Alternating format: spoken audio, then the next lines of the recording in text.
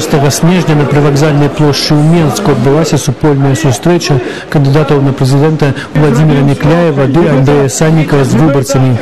Агулам у акцыі ўзялі ўдзел каля 2500 чалавек. Міліцыя ўдзельнікаў акцыі не чапала, аднак на пачатку сустрэчы і ў яе канцы былі спробы зрабіць арганізатарам тэхнічныя перашкоды. Сябры ініцыятыўнай групы Владимира Некляева усталявалі перад выступоўцамі дзве скрыні, якія нагадвалі скрыні для галасавання. Одну празрыстую, а другую чырвоную з дзяржаўным гербам.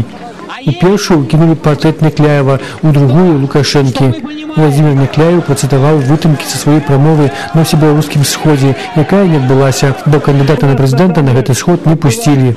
Адбываецца ў нас тое, што гэтая ўлада за 15 гадоў свайго правлення зменшила колькасць беларусаў на 760 тысяч. Это вялікі абласны город. И она кажа, что у нас нема проблем, что у нас стабильность. Мы выбираем, а она кажа стабильность. Не может это народ чуть. Не может он к этому верить и поважать себе. Не. И мы у гэта ніколі не поверим. Так само было агучана патрабаванне даць усім кандыдатам магчымасць дадаткова выступіць па тэлебачанні. Кандидат на президента Андрей Санников зноў закликал людей приходить на Костычинскую площадь 19 снежня, у день выборов. Мы не упустим этот шанс, поверьте мне. Беларусь проснулась, Беларусь готова к переменам. И эти перемены случатся уже в этом году. Живе Беларусь! Живе Беларусь! Живе Беларусь! Живе Беларусь! Живе!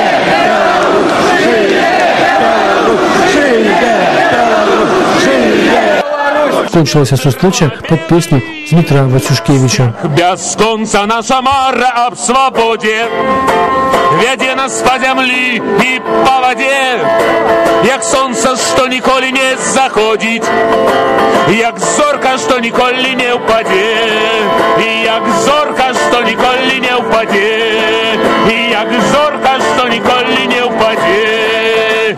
Погоню не спыняюць ні боль, ні кроў, ні страх, і над крывіцкім краем, як птах лунае сцяг, наш бел чырвона-белы, нябесны вольны смелы, наш бел чырвона-белы сцяг. Шановне гаспадарства, за 16 гадоў ні адзін афіцыйны беларускі кампазітар так і не напісаў цудоўнай песні пра чырвона-зялёны сцяг. Ну не пішацца! Не пішацца ў іх песня! Я вельмі рада. Для мяне гэта амаль што свята. Чуць людзей, якія мужныя просто прыйшлі і адкрыта сказаць сваё слово народу. Это просто вельмі прыемна. Што гэта магчыма. Калі б гэта так было заўсёды, я думаю, што сітуацыя была іншая в краіне.